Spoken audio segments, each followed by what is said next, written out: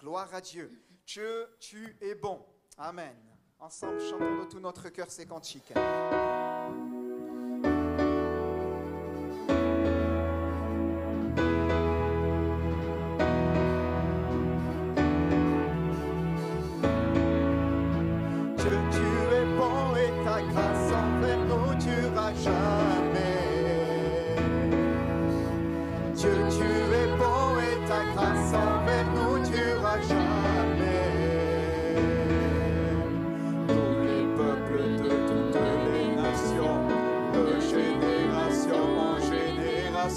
Nous te louons.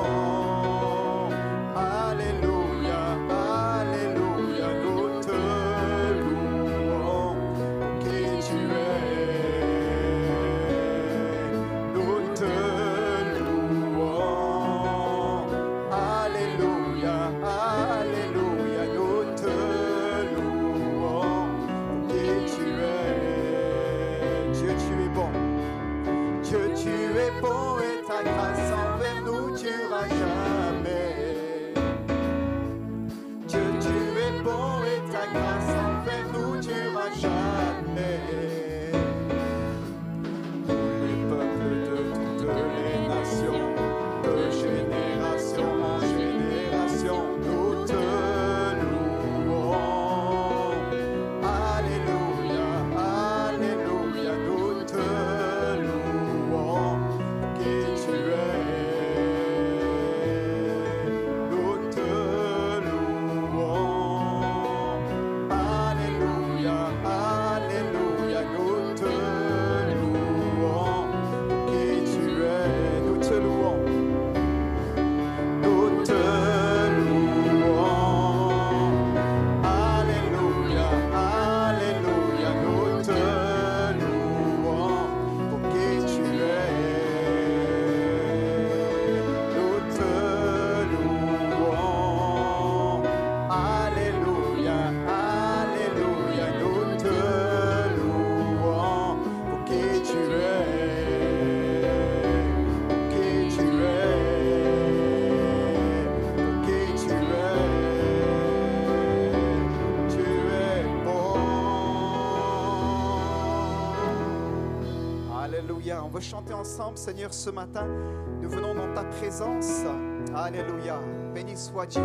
Ensemble, frères et sœurs, prenons, n'attendons pas, je ne sais trop quoi, mais entrons tout de suite dans sa louange. Entrons tout de suite dans l'adoration. Célébrons notre Dieu. On est venu pour cela. Ne perdons pas de temps. Adorons notre Dieu de tout notre cœur. Alléluia. Nous venons dans ta présence, chanter tes louanges, notre reconnaissance, ce que tu as accompli. Tu nous as donné ta vie, ton amour et ta joie. La louange envahit le cœur passionné de toi. Tu es le Créateur puissant, l'agneau ressuscité. Toi seul peux triompher de la mort et du péché. Tu as délivré ton peuple pour la vraie liberté. Je veux suivre tes pas, chaque jour être avec toi. Nous venons dans ta présence, chanter tes louanges, notre reconnaissance, ce que tu as accompli. Tu nous as donné ta vie, ton amour et ta joie. La louange, alléluia, le cœur passionné de toi. Tu es le Créateur puissant, l'agneau ressuscité. Toi seul peux triompher de la mort et du péché. Tu as délivré ton peuple pour la vraie liberté.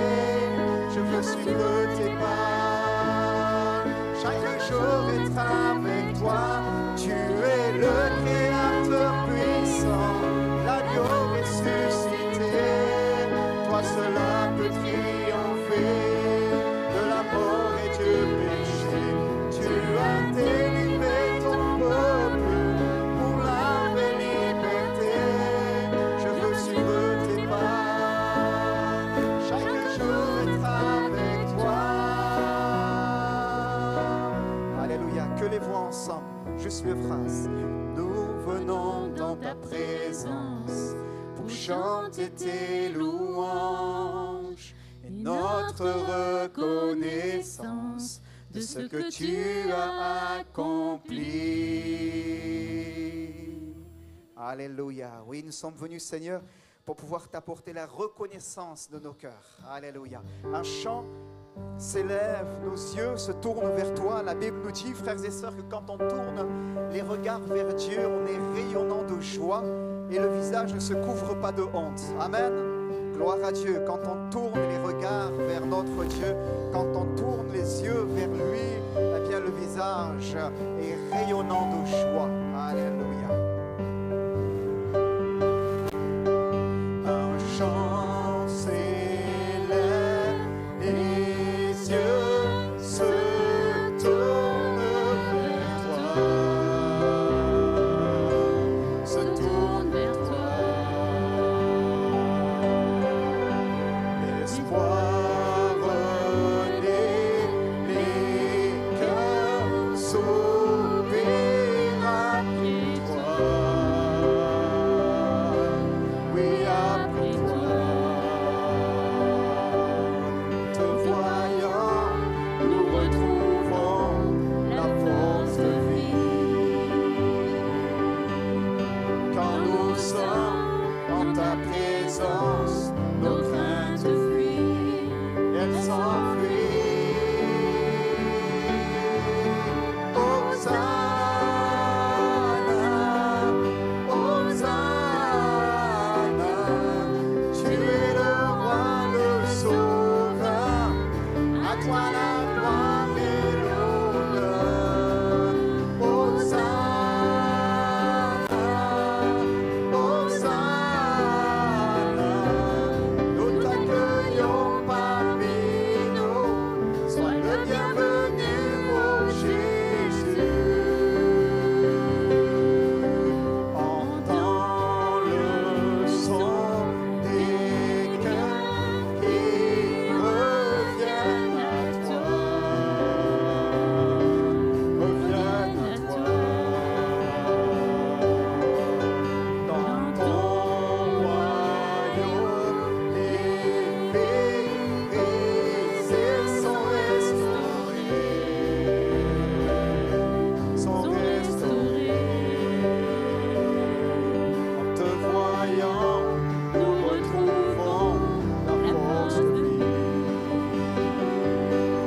Quand nous sommes en ta présence, nos craintes fuient, elles s'enfuient.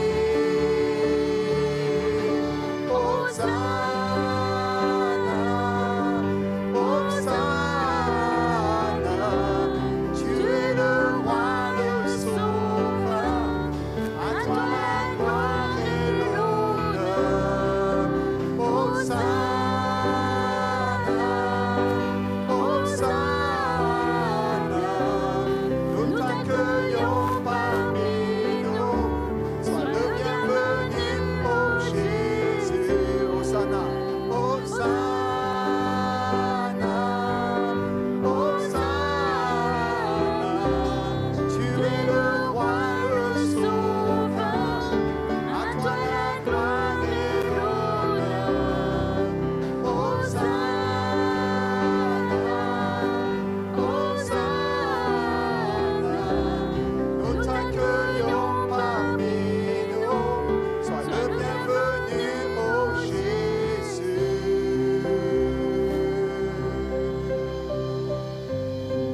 Cet amour qui peut libérer, cet amour qui peut restaurer, nous appelle par notre nom. Tu nous appelles par notre nom. Ce Dieu qui créa tout l'univers, ce Dieu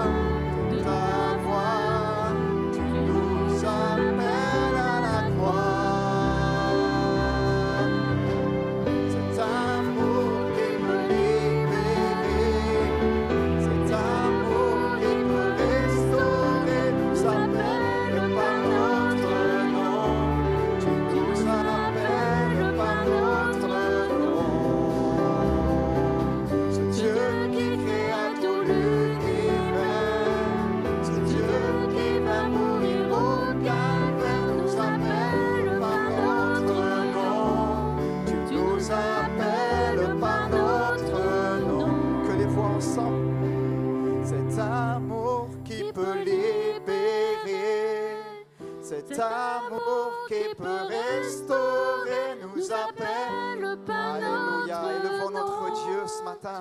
Amen. Par notre nom, ce Dieu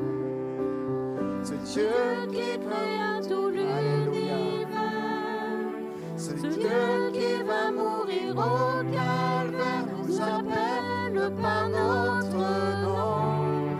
Tu nous as encore doucement, reprenons ensemble cet amour encore une fois. Cet amour qui peut libérer, cet amour qui peut restaurer nous appelle par notre nom. Tu nous appelles par notre nom. Ce Dieu qui créa tout l'univers, ce Dieu qui va mourir au calvaire nous appelle par notre nom. Tu nous appelles par notre nom. Encore une fois ensemble. Cet amour qui peut libérer, cet amour qui peut restaurer nous appelle par notre nom. Tu nous appelles par notre nom. Ce Dieu qui créa tout l'univers, ce Dieu qui va mourir au calvaire nous appelle par notre nom.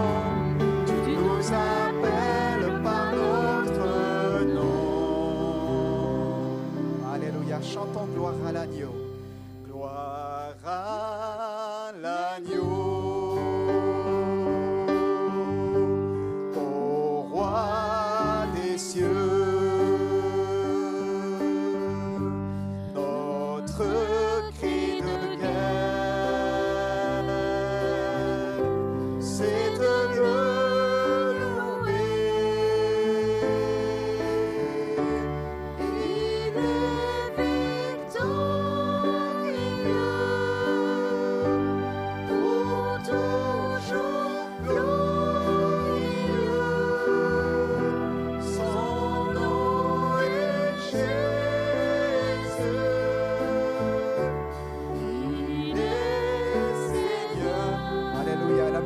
Jouer juste le piano, on va ensemble reprendre ce cantique. Je veux qu'on réalise bien les paroles, frères et sœurs, parce que ce cantique, il a des paroles très simples, mais elles sont très fortes, très fortes. Ils disent eh bien, que notre cri de guerre, c'est de le louer et qu'il est le Dieu victorieux, qu'il est le Dieu victorieux, que Jésus-Christ est le Seigneur. Les paroles sont très simples, mais elles font écho à ces passages des Écritures dans lesquels nous voyons l'armée de l'Éternel tenir en échec ses ennemis par la puissance de la louange. Quand elle va élever un cri vers Dieu, quand elle va le célébrer.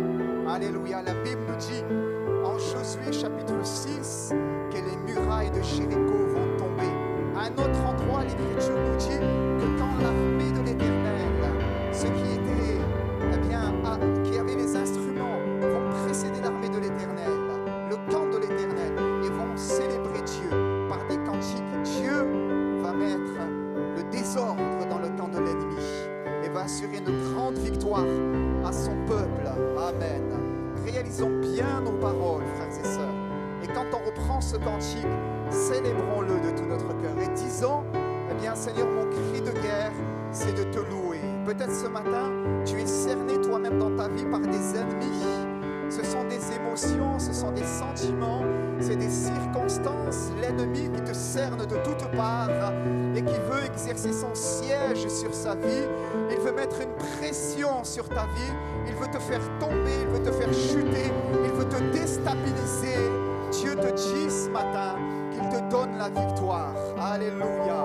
Et il t'invite à prendre, à occuper le terrain, à prendre possession de ce terrain de la louange et à le célébrer toi aussi. Amen. Au travers de ce cantique, tu prends position pour ton Dieu, tu le célèbres et tu crois que Dieu te donne la victoire. Tu crois que Dieu met le désordre, la panique dans le camp de l'adversaire et qu'il t'assure une grande victoire. Alléluia. Célèbre Dieu de tout ton cœur.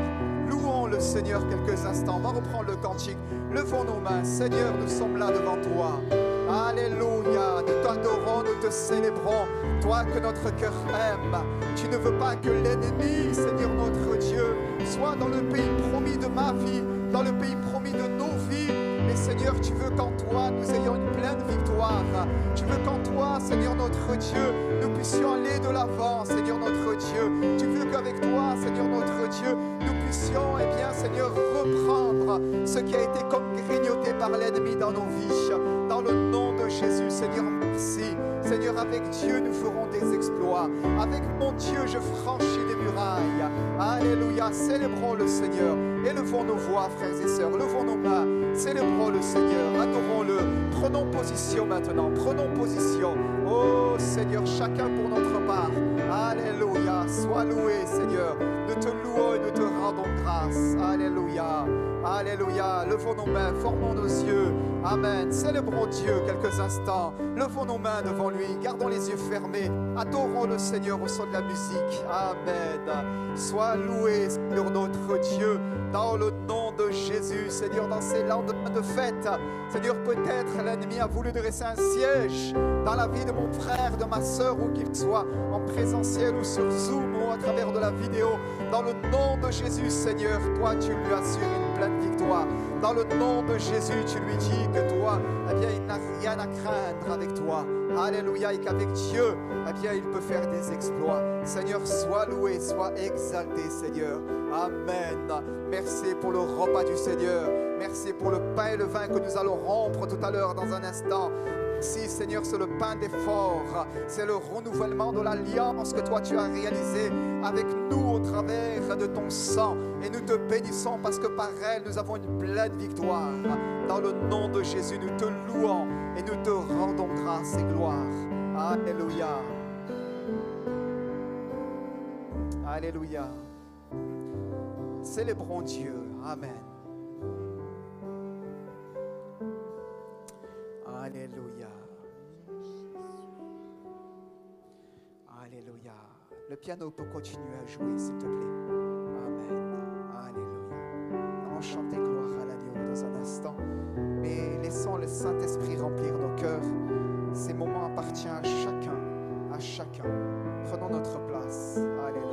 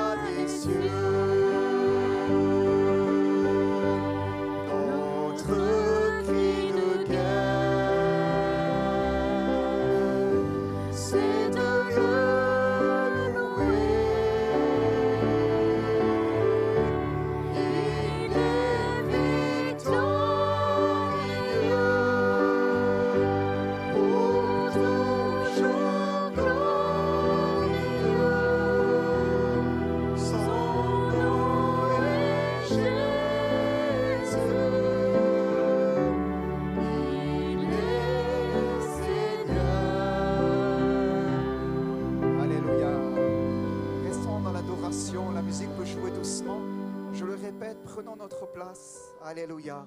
Prenons notre place dans la prière. Les frères vont s'avancer pour le repas du Seigneur. Mes frères et sœurs, s'il vous plaît, restons dans un esprit de recueillement. Laissons sa présence venir nous trouver. Laissons l'Esprit de Dieu venir nous toucher ce matin. Alléluia. La musique peut continuer à jouer, juste le piano, doucement. Les frères s'avancent, on est devant le Seigneur. Alléluia.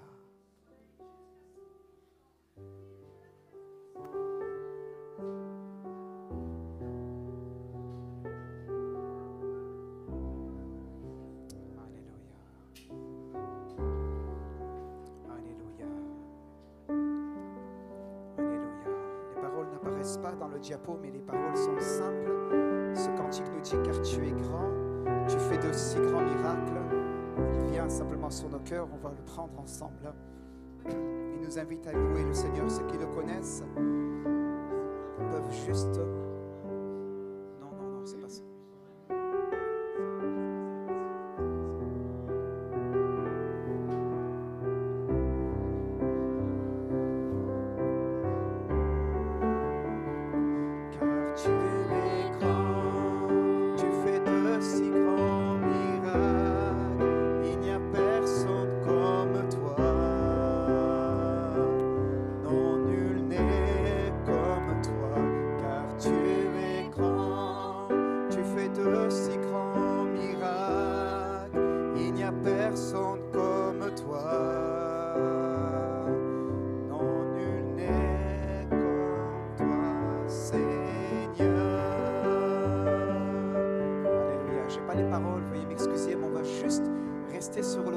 On peut prendre ensemble juste le refrain de ce cantique.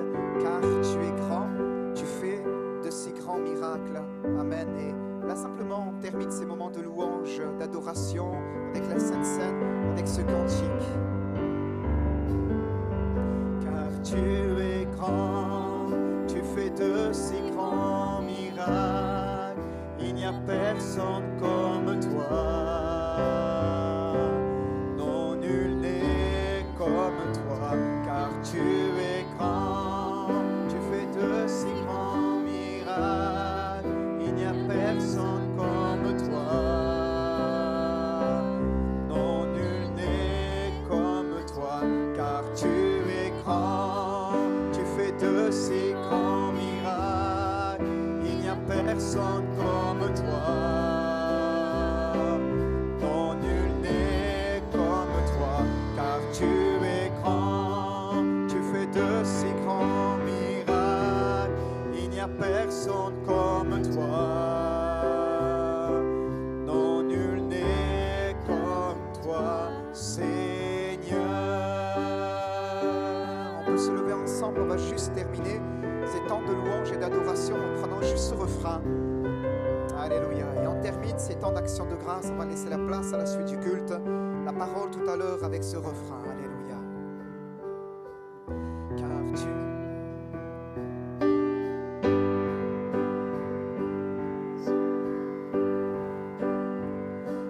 tu es grand, tu fais de si grands miracles.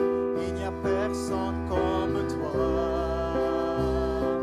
Non, nul n'est comme toi, car tu es grand, tu fais de si grands miracles.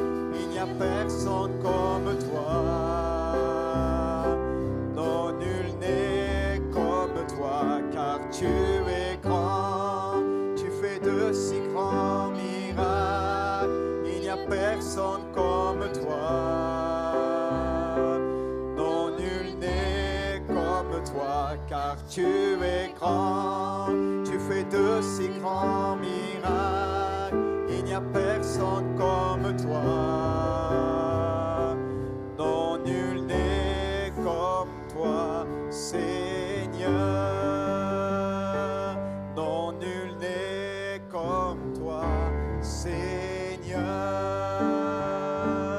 Non, nul n'est comme toi, Seigneur.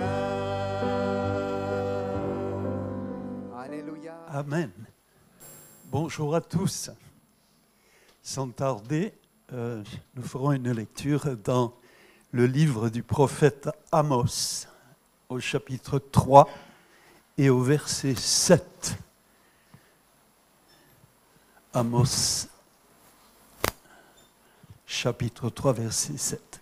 Car le Seigneur, l'Éternel, ne fait rien sans avoir révélé son secret à ses serviteurs les prophètes. Amen.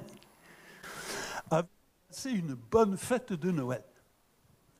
Chacun à sa manière, certainement, mais j'espère que ça a été une bonne fête. On a tellement parlé encore de la magie de Noël, entre guillemets, de l'esprit de Noël, avec ses images traditionnelles. Le sapin, la neige, le traîneau, les rennes, les cadeaux, etc., etc. J'ai intitulé ce message « Après la fête ». Après la fête. La magie de Noël, c'est quelque chose de commercial, vous le savez, d'artificiel. Tout est fait pour créer une ambiance et pousser à la consommation. Profusion de lumière, de nourriture, de boissons, de cadeaux dans les magasins, tout ça sur des airs de cantiques dont on ne diffuse pas les paroles, bien sûr, puisqu'on déchristianise, on dénoélise, j'ai inventé le mot. Les programmes de télé foisonnent de films dits de Noël, des films à l'eau de rose, des histoires qui n'ont pas grand-chose à voir avec la réalité, et surtout rien de l'authentique Noël. Noël, Natalis Diae, le jour de la naissance. Et que dire du Père Noël, qu'on voit à tous les coins de rue, qu'on voit partout?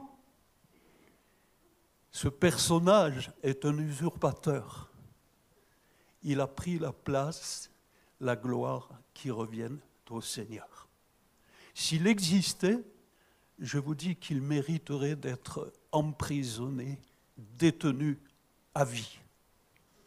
Mais on ne peut pas emprisonner une idée. Le Père Noël, c'est un des premiers mensonges inculqués aux enfants. C'est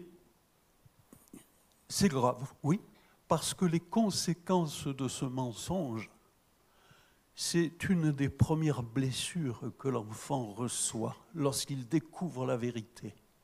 Lorsqu'il découvre que ses parents lui ont menti, il y a une perte de confiance. Et je sais de quoi je parle. Je me souviens, non pas du jour, mais je me souviens de l'endroit où j'étais et de qui m'a dit « Père Noël n'existe pas, c'est tes parents ». Quelle déception! J'ai couru vers ma mère, je lui ai dit « mais, eh bien oui ». Et là, il y a la déception. La Bible nous dit, dans Colossiens 3, chapitre 9 et verset 10, chapitre 3, versets 9 et 10, « Ne mentez pas les uns aux autres, vous étant dépouillés du vieil homme et de ses œuvres, et ayant revêtu l'homme nouveau qui se renouvelle dans la connaissance selon l'image de celui qui l'a créé. » À l'école du dimanche, un enfant a dit « Mais alors, Jésus, c'est comme le Père Noël, il n'existe pas ?» Voyez les conséquences. Alors semez la vérité dans le cœur des tout-petits. La Bible nous dit encore dans Romains 12, 2, « Ne vous conformez pas au siècle présent, ne mentez pas à vos enfants. » Pas de Père Noël chez les chrétiens.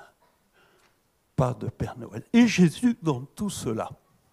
Jésus a été relégué, quand on veut bien encore en parler, au rang de petite figurine, petit Jésus dans la crèche, parmi les santons, rien de plus.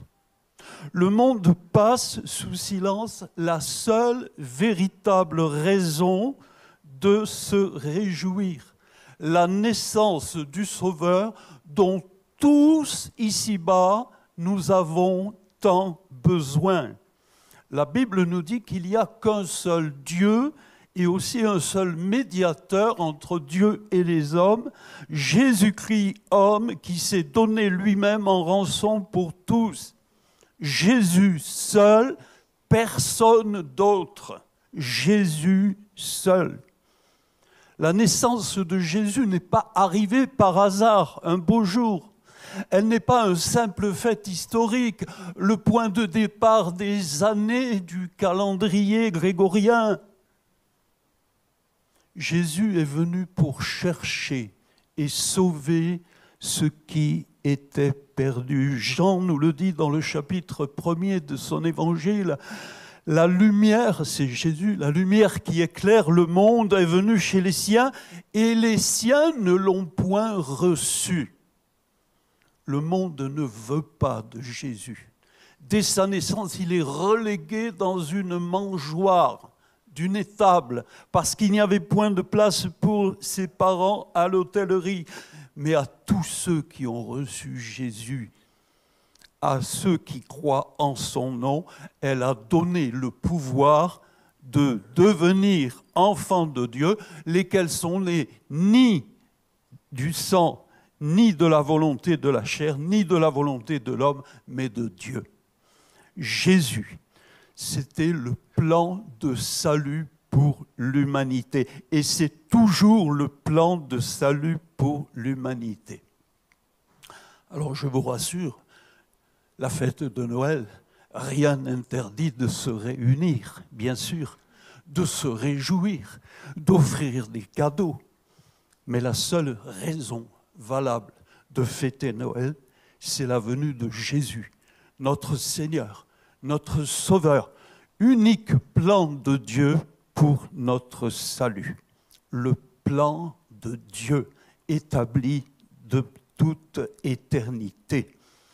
La naissance du Sauveur est l'accomplissement du plan de Dieu annoncé par les prophètes, car le Seigneur, l'Éternel, ne fait rien sans avoir révélé son secret à ses serviteurs, les prophètes. Les prophéties et les miracles font partie de la panoplie de Dieu. Si vous me permettez l'expression, la carte de visite de Dieu, elle mentionne qu'il y a des prophéties et des miracles qui sont annoncés et qui sont à notre portée.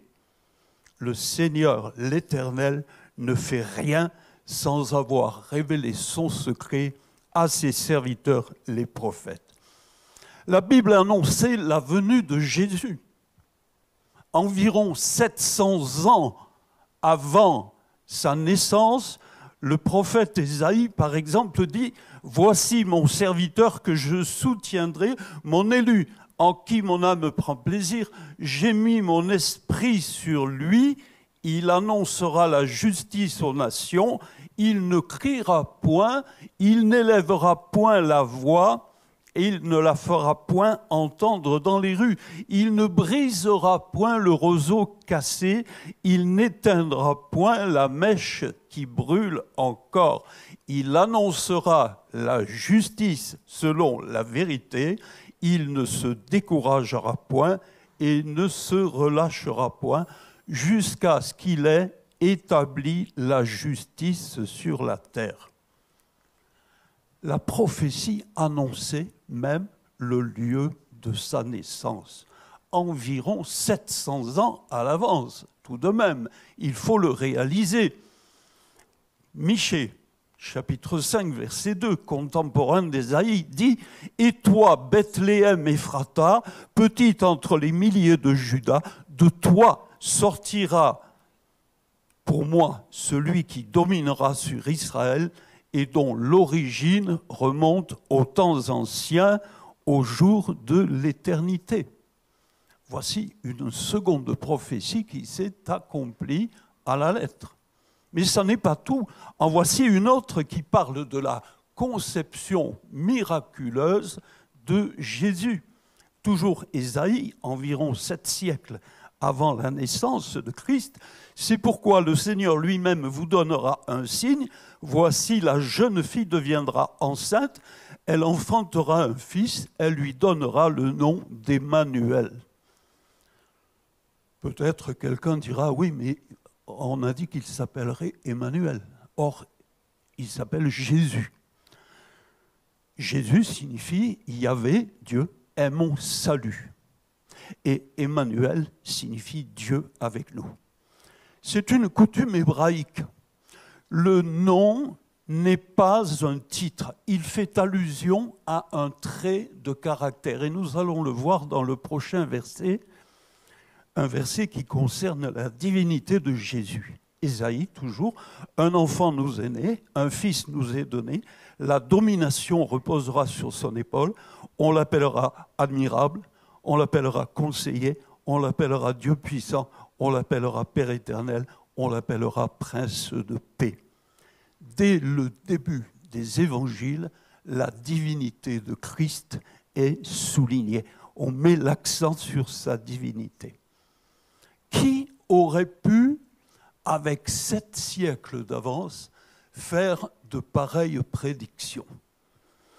C'est un peu comme si, je vais prendre un exemple, si 700 ans avant notre époque aujourd'hui, donc l'époque de Philippe IV le Bel, roi de France, c'est comme si à cette époque-là, un homme avait annoncé qui serait le prochain président de la République élu au mois de mai prochain. Imaginons, avec 7 siècles d'avance, que quelqu'un puisse annoncer le nom du prochain président de la République, en signalant ses traits de caractère, sa provenance, d'où il vient, quelle serait son œuvre, ce qu'il ferait. Impossible. Impossible. Personne n'a pu annoncer la venue de Christ sans l'inspiration du Saint-Esprit. Gloire à son nom. Non pas une seule prophétie, non pas 2, non pas 10, mais environ 330 passages de l'Ancien Testament, c'est-à-dire 17 livres sur 39 de l'Ancien Testament, concernent la première venue de Jésus, et toutes ces prophéties se sont accomplies à la lettre.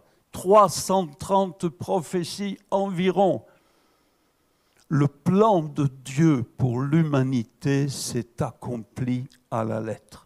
Des millions de personnes se sont réjouies de sa venue. Des millions de personnes se sont réjouies en apprenant qu'un sauveur était là pour les racheter.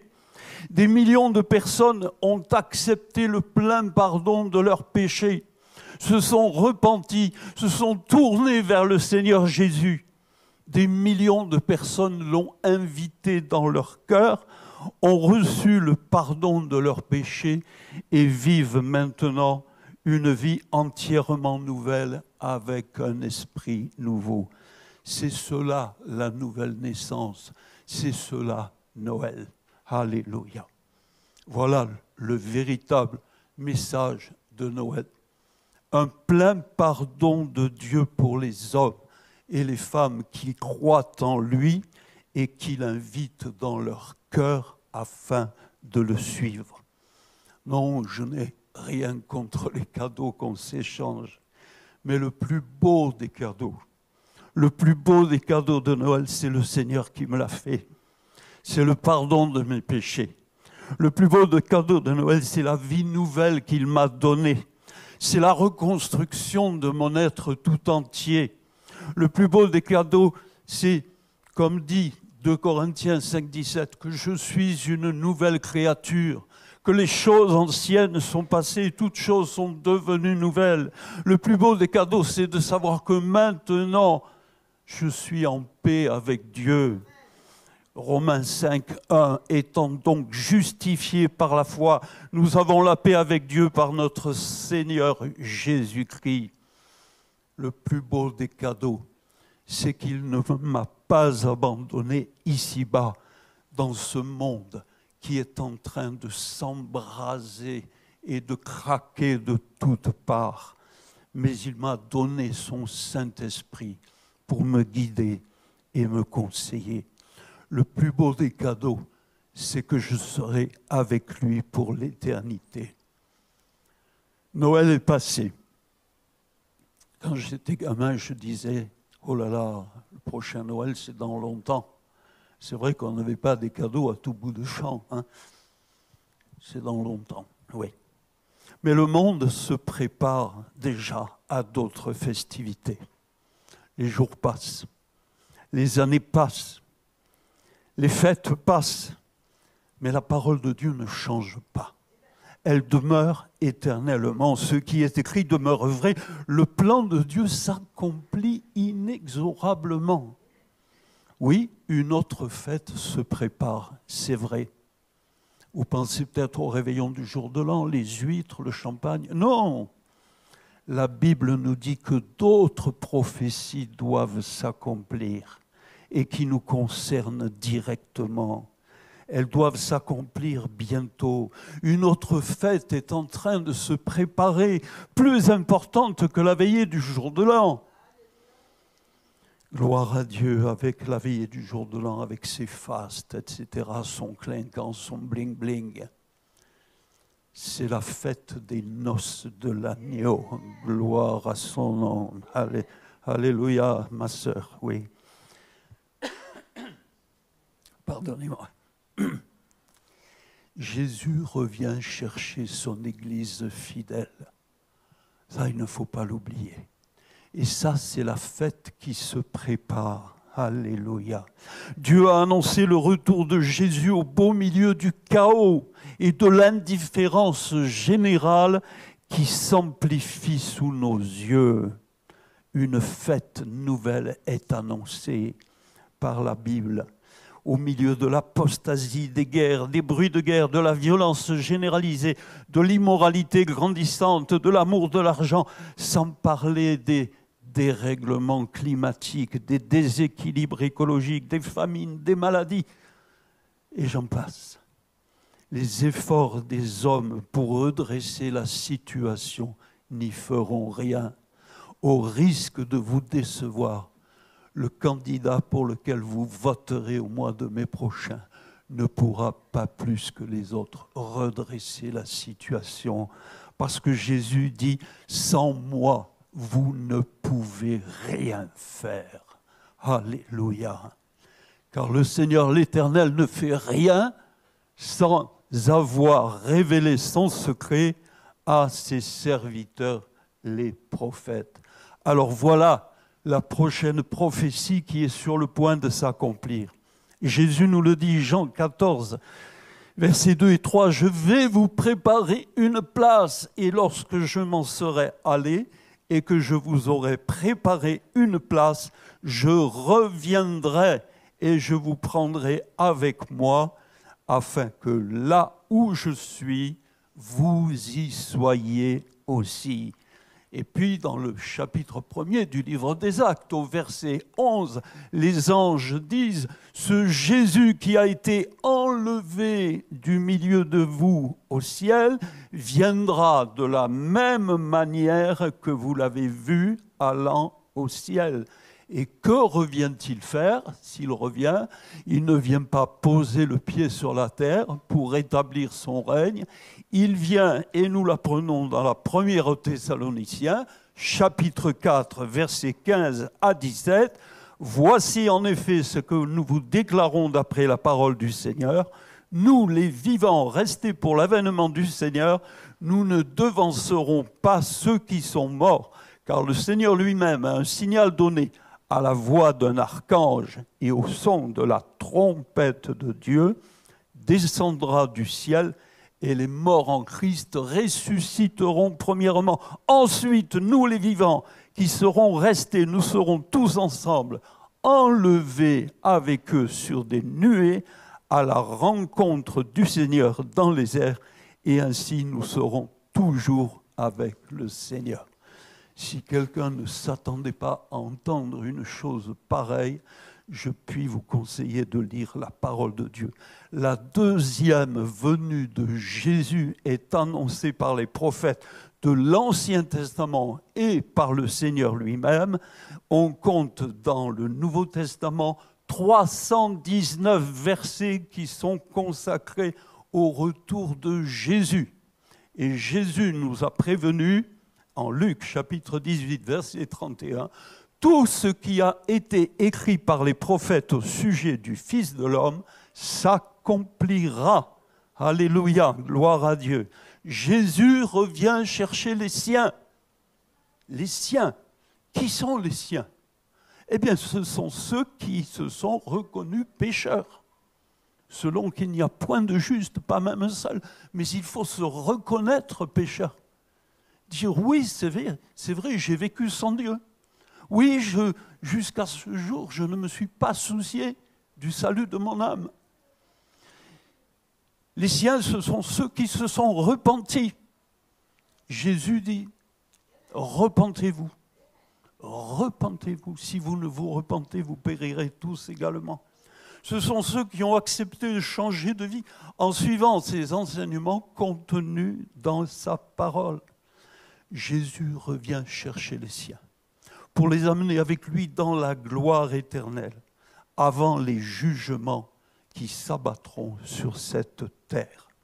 Jésus revient chercher ses disciples, son Église fidèle, les croyants fidèles, les croyants authentiques qui attendent son retour. Quelle fête ce sera pour ceux qui l'attendent. Alors, la Bible nous dit, soyez sur vos gardes. Marc chapitre 13, verset 23. Soyez sur vos gardes, dit Jésus. Je vous ai tout annoncé d'avance. Alléluia. Soyez sur vos gardes. Comment comprenez-vous cette parole? Soyez sur vos gardes. Être sur ses gardes, c'est quoi? C'est comme la sentinelle qui est là, en poste, qui observe le terrain, les mouvements, qui observe, qui est attentive aux bruits qui se font. La sentinelle qui veille au plus profond de la nuit. Et la nuit tombe vraiment sur ce monde. Des signes avant-coureurs nous montrent que des choses graves se préparent ici-bas. Mais tout concorde avec ce que Jésus nous a annoncé. Donc, la sentinelle, elle tient compte de tout ce qu'elle voit.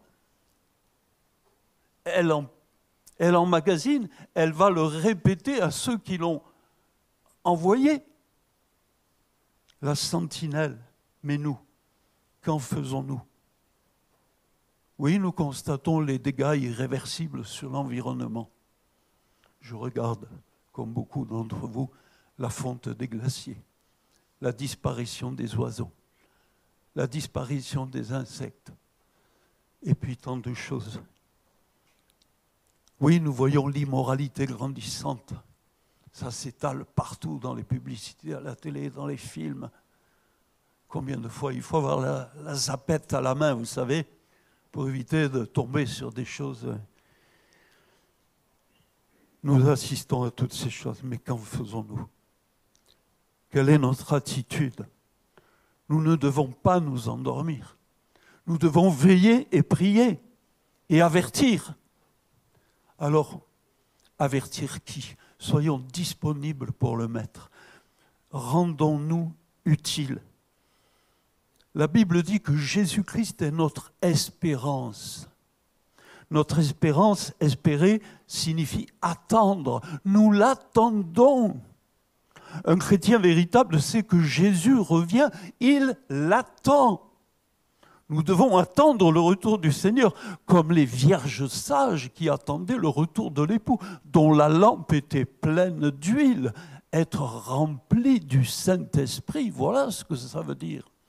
Tu peux être baptisé, chrétien, mais si tu n'es pas rempli du Saint-Esprit, tu risques fort de rester en arrière quand Jésus reviendra chercher les siens. Il faut être prêt. Jésus nous dit que nos reins soient sains et nos lampes allumées, c'est-à-dire prêts à partir, sachant que ce dont nous bénéficions ici-bas, ça n'est que pour un temps. Tu as un projet de location de vacances, tu as un projet d'achat de nouvelles voitures, tu as un projet de te marier, tu as un projet... Oui, on peut avoir des projets, mais rappelons-nous que la priorité, c'est que nous devons nous préparer au retour de Jésus. Nous devons être prêts. Il nous faut être remplis du Saint-Esprit dans l'attente de ce jour glorieux qui verra le retour du Seigneur et l'enlèvement de l'Église fidèle. Dans la première épître de Jean, au chapitre 2 et au verset 28, il est dit « Maintenant, petits enfants, demeurez en lui, afin que lorsqu'il paraîtra, nous ayons de l'assurance et qu'à son avènement, nous ne soyons pas confus et éloignés de lui. » La fête se prépare. La fête se prépare. Nous devons être prêts pour nous y rendre également. Le monde se prépare à d'autres fêtes païennes, mais la Bible nous lance cet avertissement. Amos, chapitre 4, verset 12. « Prépare-toi à la rencontre de ton Dieu. » Que le nom du Seigneur soit béni. Noël est passé, oui, mais le Noël véritable, il reste dans nos cœurs. La naissance de Jésus, le pardon de nos péchés, la vie éternelle qui s'offre à nous. Mais cela n'est pas un acquis, comme un billet de train que j'ai acheté et j'attends tranquillement en faisant autre chose. Non, je suis sauvé pour servir. Je suis racheté pour être au service du Maître et je dois me tenir prêt. Que son nom soit béni, que son nom soit glorifié. Seigneur notre Dieu, je